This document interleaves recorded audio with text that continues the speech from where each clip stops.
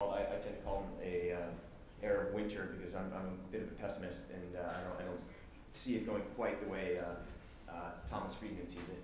But in any case, I was in Africa.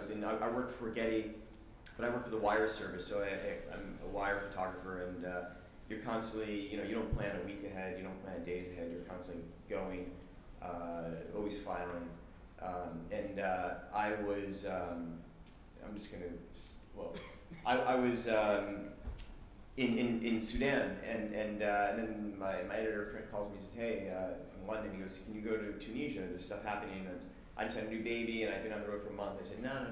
So I went home, and then everything just took off. And I felt really guilty after about 2 or 3 weeks home, and as you always do, you feel guilty as again these magnificent pictures Ron and people were taking, and so I said, I missed the boat, and there's nothing worse than being a journalist when you've seen the boat and it's sailing off into the distance and you're standing on the shore waiting. And so I told my boss Pancho, I said, look, I have lots of vacation time, and let me go to Morocco and do something different. And he said, enjoy your vacation. So I went and paid my own way, and I got to Casablanca, it's a seedy hotel, and he called and said, you need to get to Libya.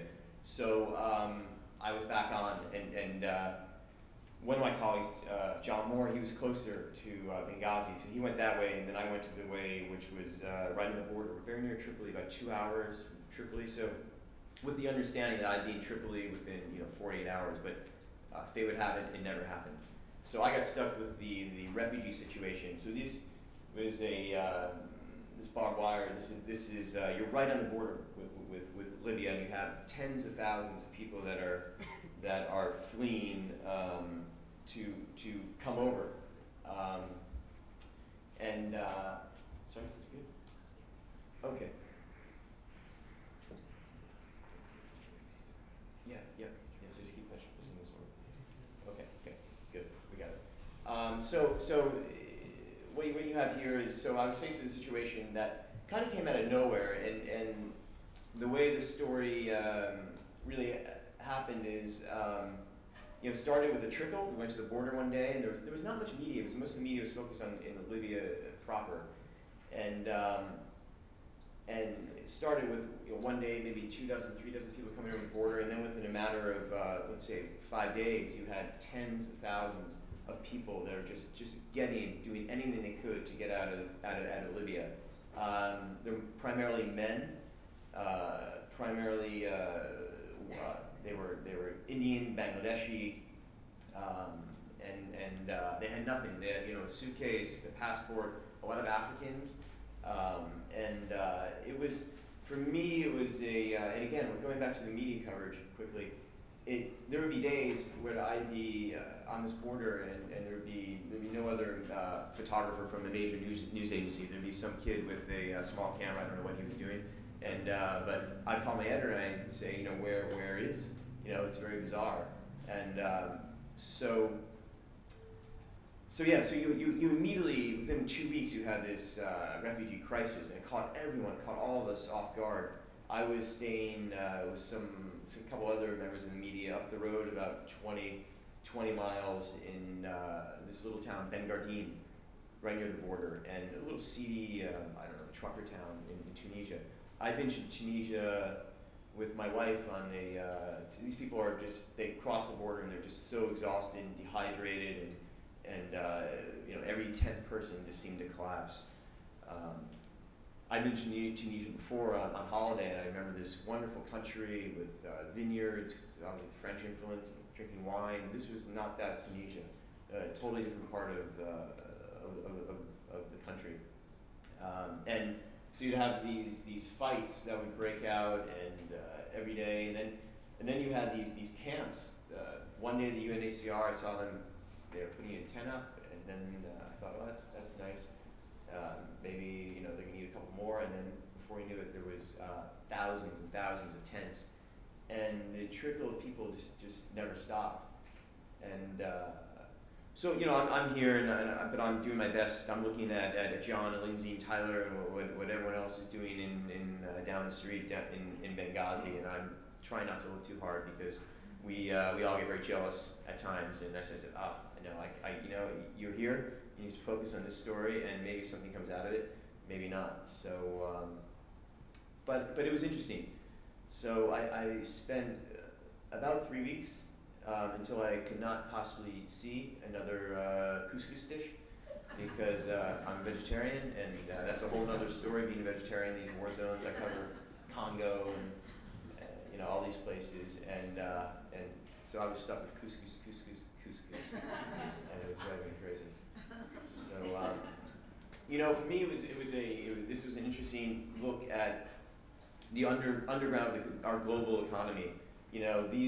These are the people that they keep the lights turned on in Libya. They do the dirty work. They scrub the toilets. But they're not just the people working in restaurants, or the people working in the oil fields, or the people literally making these countries work. And this is interesting. So this is right on the border. So you see all that clothing. That's all these people would just dump their clothing and dump their suitcases and just try to scramble across the border. But then every once in a while, you get the Libyans would show up, and I'll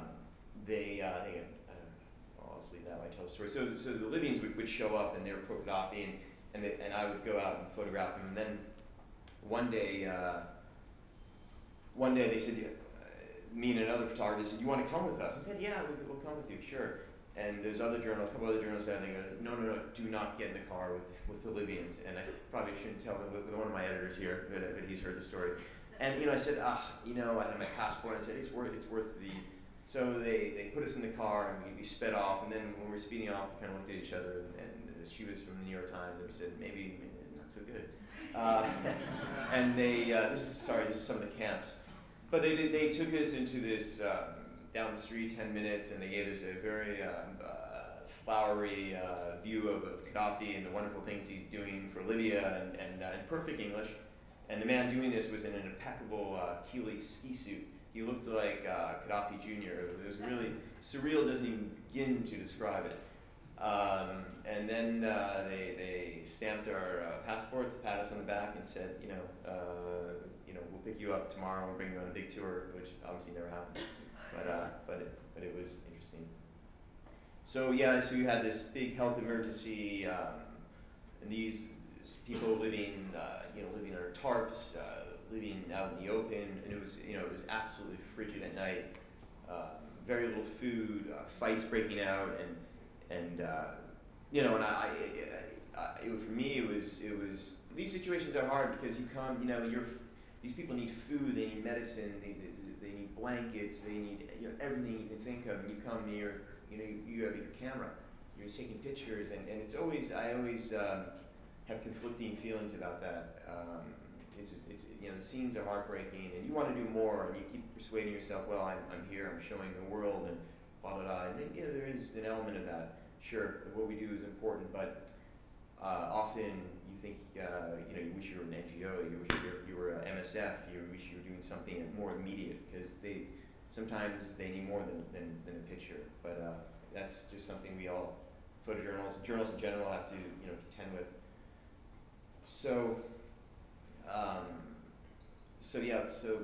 these are people that are just living in the open, wandering. But again, going back to what I was saying, the kind of this new global economy we live in, where people are just so transitory, and it was nationalities. There was Chinese. There was as I said, tons of Bangladeshis and Indians, and people from Iraq, people from Afghanistan, even people from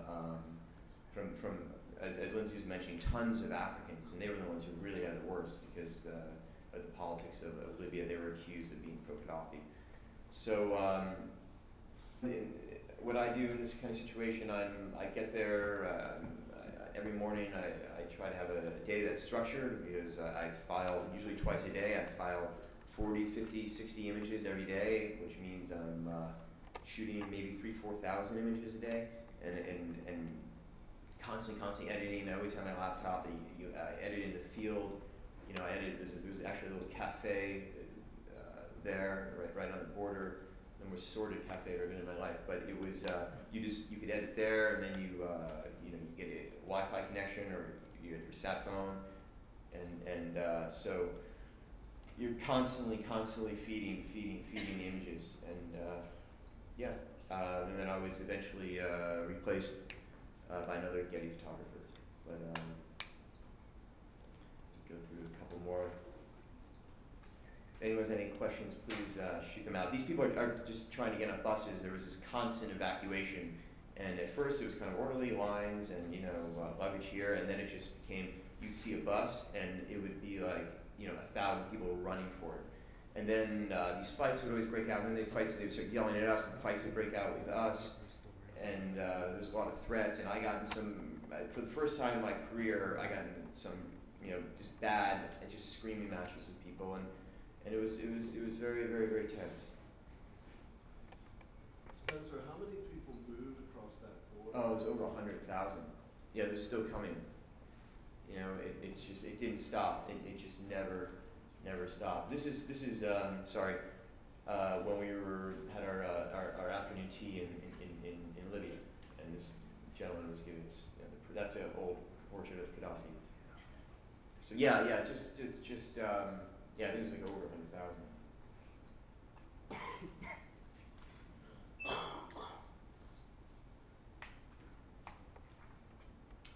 And then you have this, they were stuck in this, there was a no man's land, and then you'd have people just throw, they hadn't eaten in days, they hadn't drank in days, so people would throw a loaf of bread at them, and then constantly we were told, you couldn't photograph, and it was a bit of a nightmare.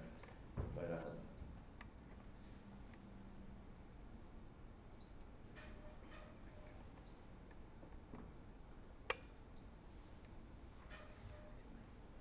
and I think let's see, a couple more.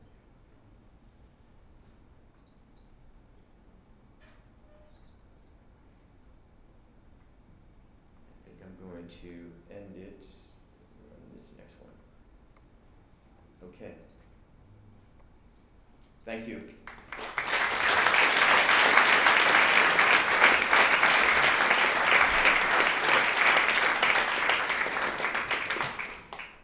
Well, that was quite a tour. We forget how quickly things transpire. Actually, back in February, when you started, Ron, it's almost last year, it seems, that things have moved so quickly in the Middle East. But one of the components of photojournalism really is the narrative, and you start out each day in more or less an abstract situation, and reality hits right away, particularly in downtown Tahrir Square. It actually probably never stopped since it went on at night.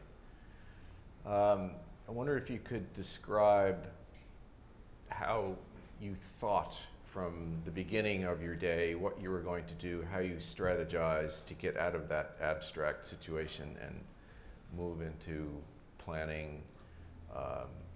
I know there were hotels that overlooked Tahrir Square that were more pro-anti-Mubarak, that if you stayed in one of the major hotels was crawling with police, taking gear, or at least you were vulnerable that way. But if you could describe sort of the logistical course of a day that, again, you're facing rocks and harassment, people being beaten up, taken away, mugged, snipers, but how do you conduct yourself?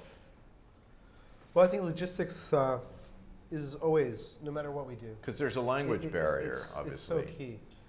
There was a language barrier, but I think that it was just a matter of trying to play the odds as much in your favor as possible. So kind of the first thing is, where are you going to stay and how are you going to get your photographs out?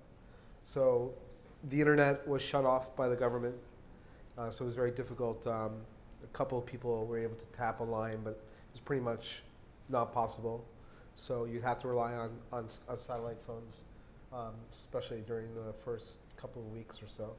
Did you have a BGAN transmitter? I had a BGAN, which is a small satellite phone, which is as fast as an ISDN line, which is very helpful to have and not that expensive.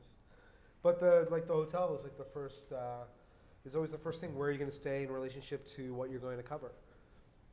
So I chose